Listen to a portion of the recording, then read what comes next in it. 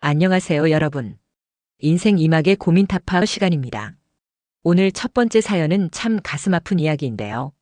듣다 보면 여러분도 함께 울컥하실 것 같습니다.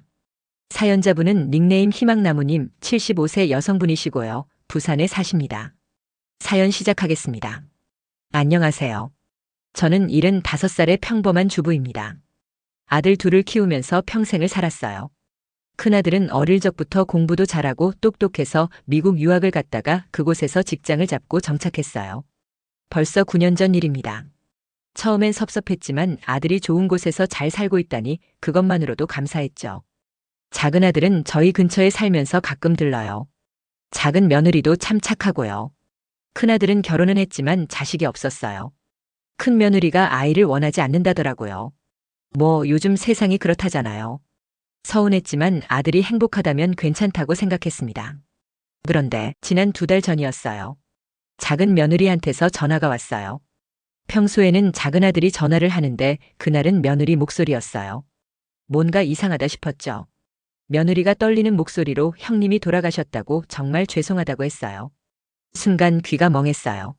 무슨 소리인지 이해가 안 됐죠. 큰아들이 죽었다니. 언제 무슨 일로 그런 일이 생긴 건지 물었어요.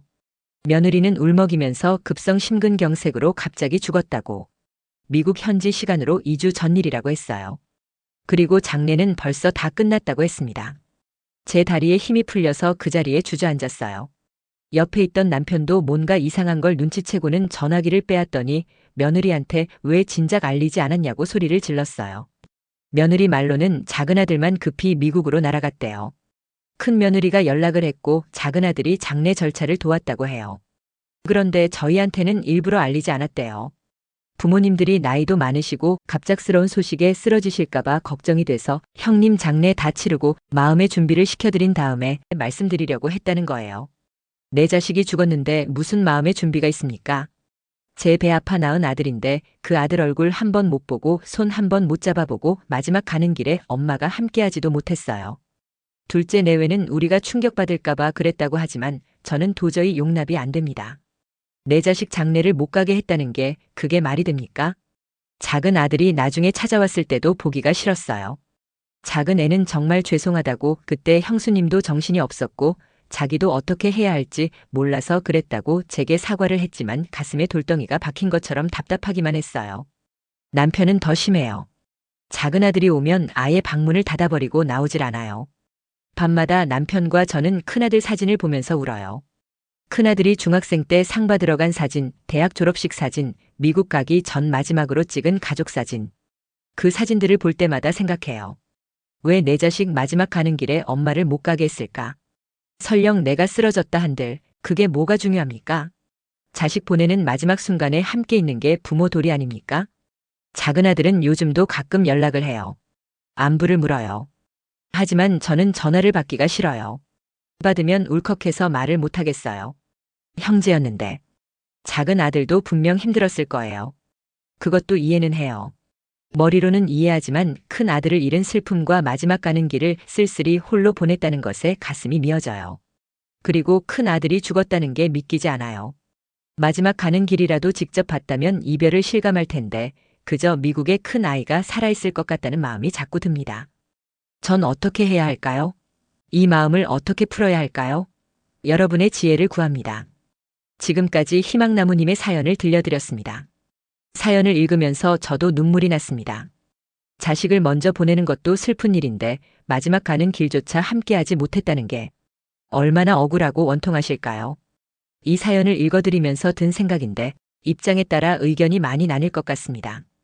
크게 2가지 입장으로 나뉠 것 같은데요. 먼저 아무리 그래도 미리 알렸어야 한다는 입장입니다. 자식을 둔 부모의 입장에서 부모는 자식의 마지막을 함께할 권리와 의무가 있다는 거예요.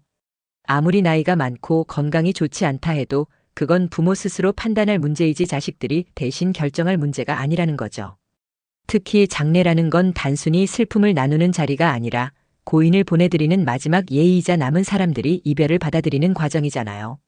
그 과정 자체를 빼앗아버린 건 아무리 좋은 의도였다 해도 부모의 권리를 침해한 거라고 볼 수 있어요. 게다가 2주나 지나서 알린 건 오히려 부모님께 더 큰 충격을 준 거 아니냐는 거예요. 우리 아들이 2주 전에 죽었는데 나는 그 사실도 모르고 밥 먹고 자고 살았구나. 이런 죄책감과 자괴감까지 들게 만들 수 있거든요. 실제로 장례에 가서 쓰러졌다면 그건 그 순간의 슬픔이지만 나중에 알고 나서 느끼는 건 왜 나는 자식 마지막도 못 봤을까 하는 평생의 한이 되는 거죠.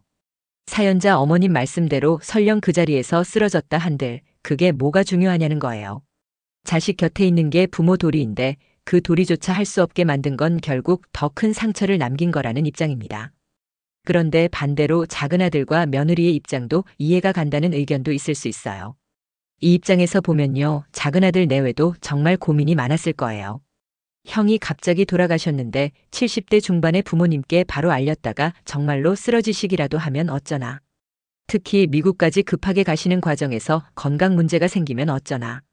그런 두려움이 컸을 거란 거죠. 실제로 고령의 부모님들이 큰 충격을 받으면 심장마비나 뇌졸중 같은 급성 질환이 올 수 있잖아요.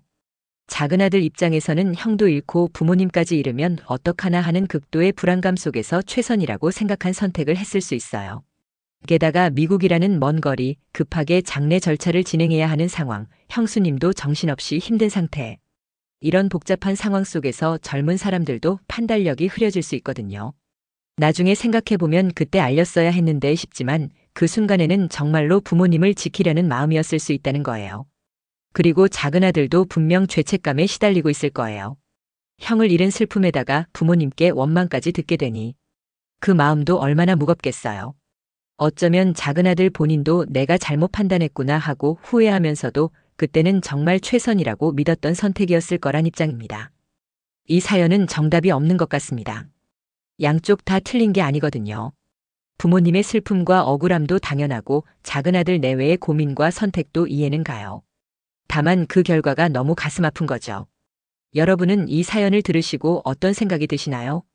어머님께 어떤 말씀을 해드리고 싶으신가요? 댓글로 여러분의 지혜를 나누어 주세요. 저는 다음 이야기로 다시 찾아뵙겠습니다. 여러분의 인생 이막을 응원합니다.